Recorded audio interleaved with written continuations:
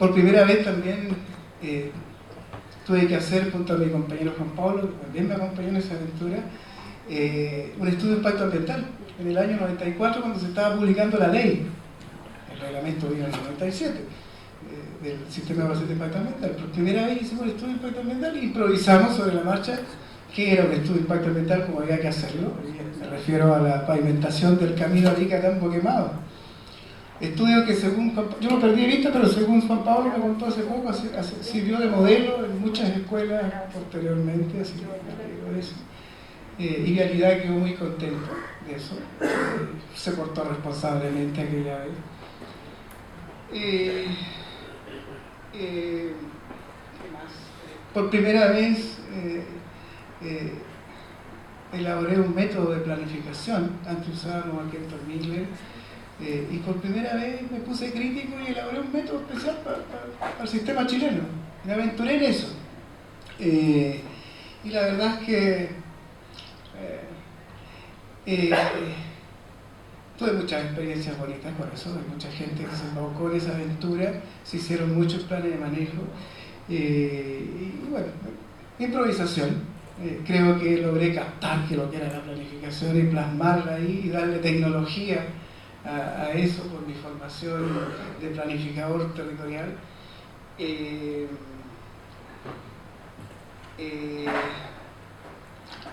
También por primera vez me puse a pensar en algo en lo que trabajo hoy día, y recojo las palabras de Ángel ahí tiene que haber un enlace cultural entre el pasado y el actual.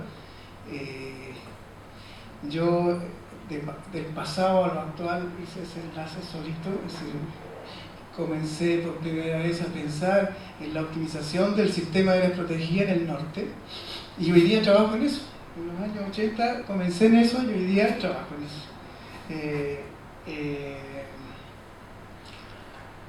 Me puse a pensar cómo ese gran Parque Nacional Lauca de 520.000 hectáreas había que darle un sentido distinto. Habíamos firmado un convenio en la Vicuña, ese convenio nos obligaba no solamente a preservar la vicuña, sino también a utilizarla, a manejarla para beneficio de las comunidades antondinas, y eso no se podía hacer en el Parque Nacional Lauca. De manera que logramos ese gran parque fraccionarlo en tres y dejar una parte para parque, aquella que tenía más aptitud territorial para la preservación, otra parte como reserva para poder utilizar la vicuña y otra parte como monumento natural, allí donde había sitios específicos para eso. Y comenzamos otra aventura, a improvisar cómo hacer un proyecto de manejo de fauna silvestre. Pablo también nos acompañó en esa aventura y hicimos, nombro alto a Juan Pablo porque la verdad es que me acompañó en todas estas cosas. Él era muy fiel a estas ideas locas. Un proyecto de manejo de fauna era no sé, algo muy desconocido para nosotros, y empezamos a improvisar, a idear formas de estimar los tamaños, de armar sitios de manejo, a ver cómo hacíamos una especie como en las ciencias forestales, rotaciones, según la dinámica poblacional, aprender de dinámica poblacional, cómo integrar las comunidades, cómo organizarlos para enfrentar un proceso productivo, cómo transformar esa fibra de vicuña para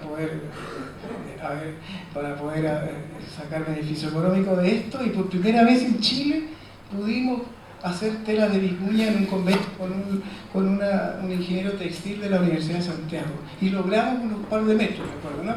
de tela de vicuña, que era increíble. ¿Sí? Nosotros habíamos escuchado que en Inglaterra y en Francia lo hacían con fibra obtenida ilegalmente de caza de vicuña, y nosotros lo hicimos legalmente, ¿no? Por primera vez pudimos cambiar de apéndice la vicuña para poder ser manejada, en fin, y llegamos al final a un plan de utilización racional de la vicuña. Así que muchas veces, por primera vez, esto se dio en el tiempo, ¿no? Entonces, estoy casi ya. Sí. Así es que, bueno, reconozco en estos antiguos compañeros que están aquí y les agradezco que ellos hayan tenido siempre presente construir este SNASPE a base de experiencia. Yo llegué a la oficina central con 14 años en regiones ya, habiendo experimentado todas estas primeras veces, y llegué al lado de ellos con un poco de experiencia y con un poco de capacidad para ponerme a tono con ellos. Eso, ¿eh?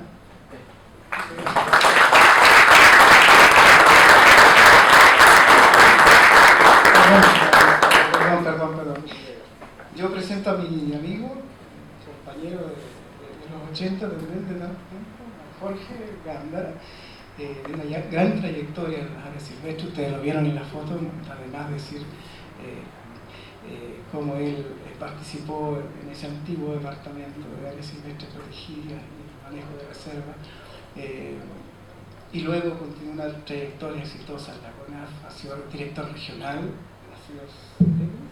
no me equivoco, en la región del Maule, así que es un gran profesional, un gran colega y un gran amigo. Gracias, Eduardo. Bueno, yo creo que si hay algo que nos caracteriza, no solo los que estamos aquí arriba, sino que todos ustedes también, es la pasión. Si no podría entender, digamos, que siendo ya pasado las 9 de la noche, estemos todavía aquí mirándonos y conversando sobre un tema que nos apasiona a todos. Quisiera ser justo con la historia, ¿ya? Y quisiera ser justo con personas que hoy día no están acá, cuando retiro un homenaje a personas que se habían ido, la mayor parte por enfermedades. Yo quisiera también señalar que dentro de la historia de las áreas silvestres y particularmente de los guardaparques, hay algunos que están detenidos desaparecidos, ¿ya? Y sobre ello es bueno que también reflexionemos, porque la historia de este país no ha sido una historia fácil para muchos, ¿ya? Y es una historia que también deja una memoria amarga en ciertos aspectos. Contarles, para quienes no sepan, que en el gobierno militar existía un servicio de inteligencia del agro. La DINA estaba metida en el Ministerio de Agricultura. Y para aquellos que ingresamos en los años 70 y algunos de los 80, yo entré el 1 de enero del 80, pasábamos por el colador del servicio de inteligencia del agro. En mi caso particular, yo no pasé esa valla. A mí me castigaron, me dijeron que no podía ingresar a la CONAF porque tenía malos antecedentes del 73. Yo había sido detenido, en fin, esa es otra historia. Pero el director ejecutivo de esa época creyó en mí, confió en mí y me dijo textualmente: mira, tengo buenos antecedentes tuyos, las decisiones políticas las tomo yo, así que... y me dio la confianza. Y llevo 37 años en la CONAF. A diferencia de mis colegas, 7 años en la oficina central, y voluntariamente decidí irme a la región del Maule, y la próxima semana cumplo 30 años en la región del Maule. Un poco del ayer, un poco de lo de hoy. Cuando conformamos un equipo con Carlos Weber, con César Ormazábal, con Jürgen Rothman, Iván Benoit, Pedro Araya, en fin, Ángel Cabeza, éramos como 7 u 8. Hoy día yo preguntaba, bueno, ¿cuánta gente hay en la gerencia?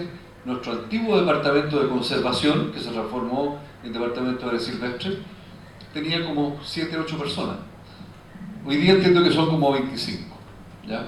En la región, cuando llegué a la región había 1 persona y media, un profesional y medio en áreas silvestres. Hoy día, lo contábamos con Alexis en la mañana, debe ser unos 6 o 7, ¿ya? O sea, este sistema ha crecido mucho, y la importancia de las áreas silvestres dentro de la corporación ha sido cada vez más creciente, creo, espero no equivocarme, hasta ahora. En el pasado, un homenaje que también quisiera hacer, a propósito del gobierno militar. Durante los años 80-90 tuvimos un director ejecutivo en CONAF, que era un ingeniero comercial, que debe ser una de las personas que más apasionada es todavía respecto de las áreas silvestres protegidas y particularmente de los guardaparques. Me refiero a Iván Castro, y hay que hacer un justo homenaje a ese director ejecutivo que los más antiguos todavía lo añoran por su calidad humana y por su identificación con las áreas silvestres. Así que hay que ser justo, contar las cosas duras, pero también las cosas buenas que sucedieron en ese entonces. Con Iván Castro, con César Ormazábal, nos tocó en un principio, a principios de los 80, ordenar el sistema, como se ha dicho acá, como Ángel lo ha contado. Había muchos parques nacionales, como Los Mineros, que tenía 3 hectáreas y que era un relave minero que se había sepultado un pueblo y había muerto mucha gente, Parque Nacional Los Mineros, en fin. Mucho de eso hubo que depurar y lo hicimos al principio. Pero también hubo que aplicar un poco más de ingeniería. No teníamos un estudio en el país que describiera los distintos ambientes naturales y por eso se contrató entonces a Rodolfo Gajardo y también que estuvo desde Arica hasta Puerto Montt y a una empresa ICSA donde estaba el también fallecido hoy día Hernán Valenzuela Rosales, tal vez los más antiguos lo conocerán, que hizo el estudio de Aysén y Magallanes. ¿Cuál era el sentido de eso? Saber qué ecosistemas teníamos y después contrastarlo con las áreas silvestres que había y planificar entonces qué áreas silvestres debiéramos crear en aquellos ambientes donde no existían áreas silvestres protegidas y existían ecosistemas entonces no representados dentro del sistema. Pero no contentos con eso, convencimos a Iván Castro, gracias a una gestión muy potente de César Ormazábal, para crear el primer simposio de la flora el año 85. Mostrabas tú las fotos y la verdad es que nos emociona ver que algunos de los que tuvimos la responsabilidad de realizar eso estamos acá y otros no están acá, están en otro lugar como Santiago Gómez, ¿ya? Como Rodolfo Gajardo, y eso nos permitió entonces saber qué especies estaban en peligro de extinción, de las cuales las 4 arbóreas están en la región del Maule, y cuando yo llegué a la región y con Alexis nos pusimos a pensar, bueno, ¿qué hacemos con estas especies? Y yo ya hice una exposición en la mañana, los que me escucharon vieron la estrategia que nosotros hicimos para poder incorporar a la protección todas esas especies que están en peligro de extinción, hoy día ya protegidas, hoy día en áreas silvestres del Estado, de la CONAF algunas de ellas, ¿ya? Y que antes fueron privadas. En fin, hemos desarrollado toda una dinámica en nuestra vida profesional ligada a las áreas silvestres y no quisiera, antes de pasar el micrófono a Fernando, señalar 2 aspectos que a mí me merecen mucha atención. Primero, servicio de biodiversidad y áreas protegidas. Una mención. Las leyes se crean en los países para resolver problemas. El servicio de biodiversidad y áreas protegidas no resuelve ningún problema, ninguno de los que están señalados en el mensaje de la ley. ¿Qué dice? Y que aquí se ha repetido, es que se gastan $1 por hectárea en la protección, ya es que están sobre representados los ecosistemas del sur, hay que crear más áreas para el norte, y ustedes saben, conocen el sistema, de las 100 unidades de manejo o 101, 65 han sido creadas desde que existe CONAF. Pero 50 de ellas, de esas 65, han sido creadas por CONAF entre Arica y Puerto Montt. Por lo tanto, la responsabilidad de haber incorporado nuevos ecosistemas al sistema de áreas silvestres protegidas ha sido de CONAF con las leyes buenas o malas que hoy día tenemos, ya que han sido más buenas que malas. Entonces, ese objetivo señalado en la ley de biodiversidad no se resuelve con esa ley, ¿ya? Y lo señalo claramente porque yo fui en representación del Colegio de Ingenieros Forestales al Senado a expresar exactamente esa posición. Y me dio mucha vergüenza que antes que expusiera yo, expuso el director nacional del INIA, ¿ya? Y el director nacional del INIA habló de la importancia de la conservación genética, que no dudo que la tenga, de las papas en Chiloé, por ejemplo, y de otras variedades de cultivo. Pero no hubo nadie de la CONAF diciendo absolutamente nada respecto de la posición que debiera tener la institución para mantener las áreas silvestres como un sistema que ha sido un orgullo para la CONAF y para el Ministerio de Agricultura. Lo pongo sobre la mesa, que le llegue, pero verdaderamente eso me extraña mucho. Y la otra cosa que también tiene que ver mucho de presente, ya, y lo digo con pasión porque soy apasionado en estos temas, se acaba de lanzar este año en el Congreso Nacional de Santiago, ex Congreso, pero también se lanzó después en Concepción y después se lanzó en el Maule.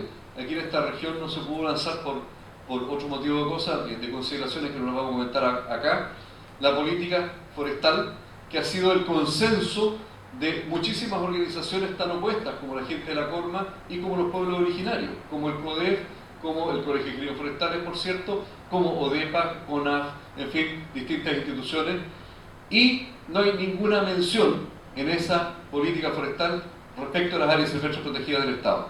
Eso es una vergüenza, porque es una política de Estado, la política forestal del Estado, y la biodiversidad es parte del sector forestal y es parte de lo que nosotros debiéramos estar protegiendo. Lo hacemos, ¿ya? Y yo lo señalo, y lo he dicho donde he podido, digamos, arriesgando, al igual que Claudio Conaza, con un ministro arriesgando muchas cosas. Yo lo he dicho muy abiertamente y lo digo delante de ustedes también, que me parece vergonzoso que una política forestal del Estado impulsada por la CONAF no considere las áreas silvestres. Entonces, les he contado algo del pasado y algo del presente.